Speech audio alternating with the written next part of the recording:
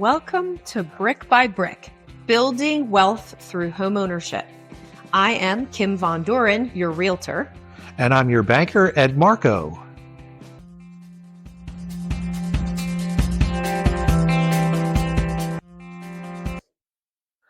Kim, how does someone know when it's the right time for them to buy a home? So buying a home is one of the largest purchases that a person's going to make in their lifetime. Some people will make larger, but most average people are spending the largest amount of money they're ever going to spend when they buy, particularly their first home.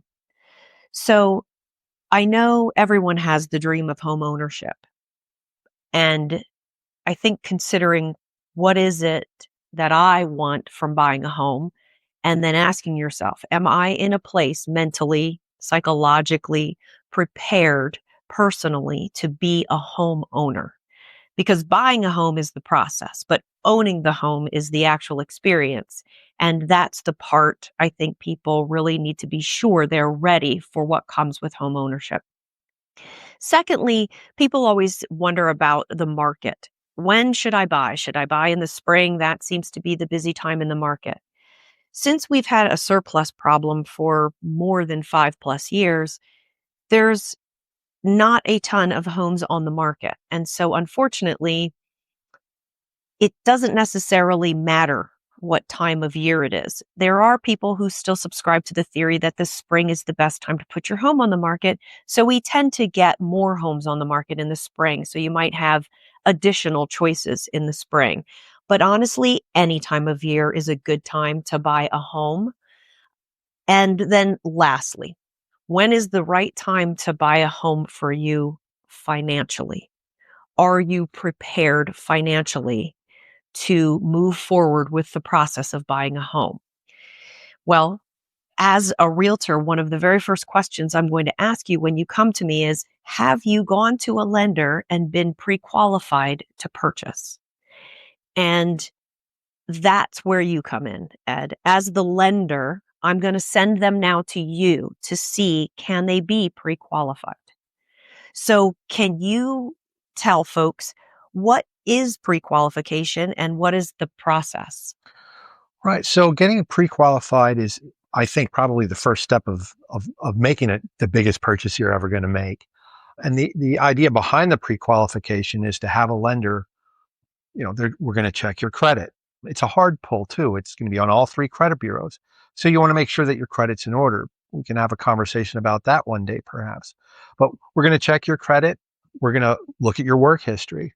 We're going to look at your income, and we're going to look at your assets. And by assets, I mean, what do you have financially? How much money do you have? How much do you have in checking? How much do you have in savings?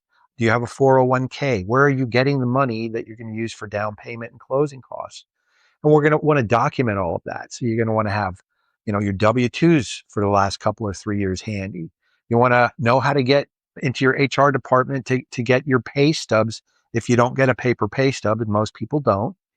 And then you're going to want to know how to get your bank statements and how to get those saved to your computer or printed or whatever it is you have to do to get those bank statements. Most people probably should have 2 or 3 years worth of tax returns at their available too. We're going to take all of that information, we're going to digest it, and we're going to determine what you qualify to spend, how much money a month you can afford to put into a home. And we're going to take that payment that we can understand that you can afford, and that we can extrapolate into how much of a house you can buy.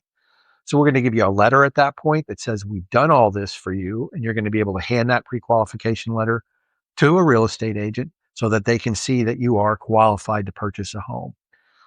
It's been my experience that real estate agents don't even want to talk to people unless they have a pre-qualification letter from a lender. And usually it's a lender that they really like. I mean, what are your thoughts on that, Kim, as far as people getting pre-qualification letters from the internet, say, from an unknown lender? So pre-qualifications from online lenders, there's some well-known ones out there that people feel like they are a safe bet because they see them on the television. I would say their process of pre-qualifying someone isn't as thorough or as reliable as someone who I work with on a regular basis, and I know their process, and I know that they're going to get my client to closing. So if you come to me with an online pre-qualification, I'm not saying you can't use them, because ultimately it is the buyer's choice to use whatever lender they like. But I am going to be sure that you are truly pre-qualified by asking you to get pre-qualified with a local lender as well. You do not have to use them, but I would at least want that so that I'm aware that you truly are pre-qualified and for what amount. So the question I have for you, which I know the answer, but I need for you to tell folks, is with regard to the items that you ask for in a pre-qualification, if I have a job where I get overtime, does that count as income for my pre-qualification? So that's a great question. And the answer to that is it depends. So generally what's going to happen is the underwriter is the ultimate decision maker when it comes down to that. And the underwriter is going to request from the employer what's called a VOE, or verification of employment and income. And if that employer says that we anticipate this overtime to continue for the next 3 to 5 years, we're going to allow it. Most employers won't make that statement though. So you really need to be leery about whether or not you can count overtime income as disposable income.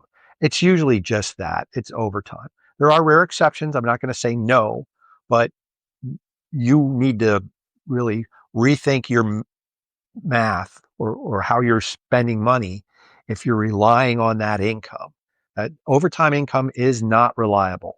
Right. It's just not reliable. Right. So with regard to assets, Mhm. what are you looking for with regard to assets? So, like I said, we're only concerned with financial assets. I say this in jest to everybody that I talk to. I'm only concerned with your money: checking account, savings account, 401k. Do you have a stock portfolio? Anything that would be construed as money, liquid assets, or money. Maybe a 401k isn't liquid, but you can liquidate it and turn it into money. Things that I don't care about are planes, trains, automobiles, paintings, all that kind of stuff. None of that has any value when it comes to purchasing a home. The other thing when it comes to assets, too, financial assets, is those assets need to be identifiable. Where did they come from? So it can't be cash that you have under your pillow.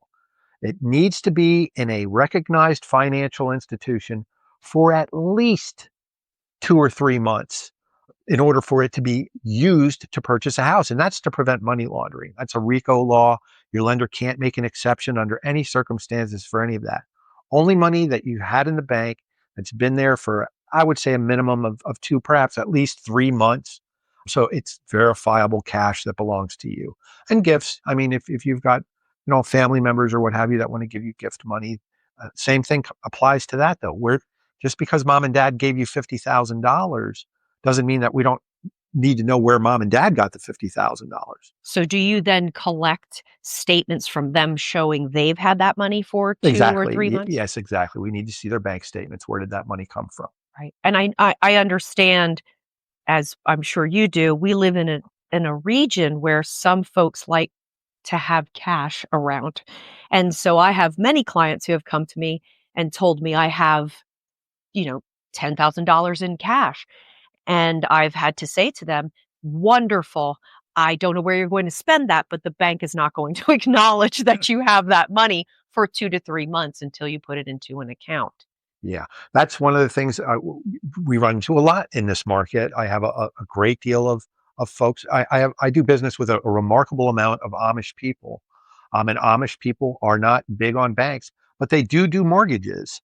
So I will sit down with them early in the process and say, look, whatever cash you plan on spending on this house needs to go in a bank now, because it needs to cure. It needs to be in there for 2 or 3 months, and they'll have to go and make the deposit and get it done. But it is the world we live in. It is because of people, drug dealers and what have you, laundering money. We were both around, I think, the last time the housing market had a bad day, and a lot of that had to do with money laundering. Mm-hmm. So banks are very, very, very anti-money laundering, and it's a federal requirement. It doesn't matter what we want; it's the way it is. So the other financial component that you had mentioned is credit. Mhm. So you can have tons of income and even have good credit if you have a significant amount of debt. Is that then going to affect Right. someone's So ability to be pre-qualified? right. So a high credit score is great, but yeah, it's all about debt to income ratio. So you can spend, depending on the loan program that you're in, you can spend somewhere between 43 and 49% of your gross income on all debts, including housing. All debts are credit cards, car loans, personal loans, mortgages, things like that. They don't care about your electric bill or your gas bill or anything like that. Property taxes is included in that, though, and homeowners insurance. So if you're making $100,000 a year and you're spending $50,000 of it on, two Jaguars and a whole lot of furniture that you bought for your apartment, and you're paying off a European vacation that cost you $40,000, you're you're not in a good position to buy a home. You want to run your debts down as close to zero so that you qualify for the most home you can qualify for. My father said this to me 100 times while I was growing up, and I didn't understand what he meant until maybe I was 25 years old. When you grow, when you get big, he would say to us, when you get big, drive the cheapest car that you can stand and buy the most expensive house you can afford.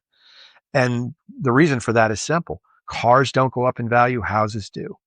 Right. So if you've got a $100,000 house and it goes up 20% in value, you made $20,000. But if you have $1 million house and it goes up 20% in value, you've made $200,000. Right. If you buy a $50,000 car next year, you have a $20,000 car. Right. So you want to eliminate debt so that you can afford the most house that you're comfortable buying. And that's what it's really all about. That credit score is it's a number for a lender like me to look at and say, okay, these people know how to pay their bills. That makes me comfortable. Then I look at your actual credit report and I see what those bills are. And it's remarkable how many times I look at those credit reports and I become uncomfortable because people spend money on nonsensical things. Right. And then you potentially end up in foreclosure. Nobody wants that. Correct. Yeah. Right. No, yeah, that's bears repeating right now. Banks do not want your house. So how much do they need in assets? So it depends on what they're buying. If they're buying I like to use the $100,000 because it's easy for math. I don't think you can find a house for $100,000 you'd want to live in anymore, No, you can't. but it's still easy for math. So if you're a first-time home buyer, you hear all the time, you need to put 20% down, 20% down. Well, that's $20,000. The truth be said, though, a first-time home buyer only needs about 3% down, or in this case, $3,000. So if it's a $300,000 house, more realistic number, you would need $9,000. Imagine if you were trying to come up with 20% down on a $300,000 house, you need $60,000. If you've only got $10,000 and you're going to continue to save for another 2 years, you can try and do that, but I guarantee you in 2 years now you'll have $20,000. You still need $60,000 2 years ago. Now that house is $400,000 and you need $80,000. It's like chasing a dragon. Right. I recommend people buy their first home with as little money as possible, even if they have extra money. That one time in your life that you can get away with putting that 3% down, put that 3% down, put that other money to work someplace for you. Right. Yeah. Because you need more than down money, right? Sure, yeah, you need down payment and closing cost, and that's a big deal. Down payment is the percentage, and then the closing cost, that's a whole other thing. I mean, you need to there's title work, the appraisal, inspections, court fees, transfer taxes. You need to escrow your first year's worth of property taxes. You need to escrow your first. You need to pay your homeowner's insurance a year in advance and a couple of months more of that as well. So till you're said and done, you're looking at 3% down and probably another 3 to 6%, depending on where you're buying your home, in closing costs. Right. 3 to 6%. Worst case scenario, 6% Mm-hmm. plus the 3% down. Now Correct. you're at 9% of $100,000. you need $9,000 to purchase that home. Correct. So it isn't the mindset of, okay, I need a 620 credit score. I need $3,000 to buy this home and now I'm good to go. There are closing costs. Yeah, there's closing costs involved. And then there's other things that really, especially a first-time home buyer, needs to take into consideration. If you've never owned a home before, you're your own landlord now. When the hot water heater goes bad, there's nobody to call. Correct. You need to have the money to fix that hot water heater. I recommend to everybody, go to Home Depot or Lowe's every Saturday. There's somebody there putting on a free demonstration on how to fix something in a house, whether it's hot water heaters, installing ceiling fans, how to properly paint, how to prep paint, all that kind of stuff. Learn how to do that. You'll save yourself over your lifetime, literally hundreds of thousands of dollars. Right. And that's the kind of comes back to what I said in the beginning, which is that purchasing a home is a process. Owning a home is the experience. And home ownership, when, as you're saying, if you have lived as a rental or in a rental or as a tenant, you have called someone when something has gone wrong and they paid to have it fixed. Now, when something goes wrong, you have to pay to have it fixed. And let's just assume for a second that nothing's even gone wrong. Just maintenance on a home is something that you have to plan for and have money set aside for. So you don't want to be depleted to $0 in your bank account on closing day. And now you get to the house and 2 weeks later, the HVAC system dies, which you had an inspection and everything seemed fine, but life has other plans sometimes, and you do have to be prepared for that.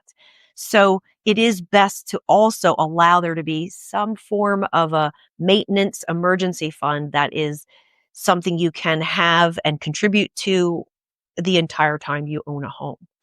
So yeah, that will harken me back to something else that my father told us when we were kids. If you plug it in, it's essentially a light bulb. And a light bulb can go out at any minute. You don't know why, they just stop working. And that doesn't matter whether it's a heater, a TV, your HVAC system, whatever. I mean, if you just need to be, like you said earlier on, psychologically prepared, which would mean being financially prepared. The best way for you to be psychologically prepared for anything is to be financially prepared for anything. Mm-hmm. So this has been a great conversation on homeownership readiness, and we touched on so many different things while we were having this discussion that it opens us up to have a much more in-depth conversation on many other topics going forward. So I look forward to talking about credit, and I look forward to talking about how we can use homeownership for investing and all of the other potential things that come from homeownership and getting ready to buy a home. That's awesome. Yes, I look forward to doing this again very soon. We can certainly take some deeper dives on a lot of those subjects and more. Till then, I'm Ed Marko. And I'm Kim Von Dohren.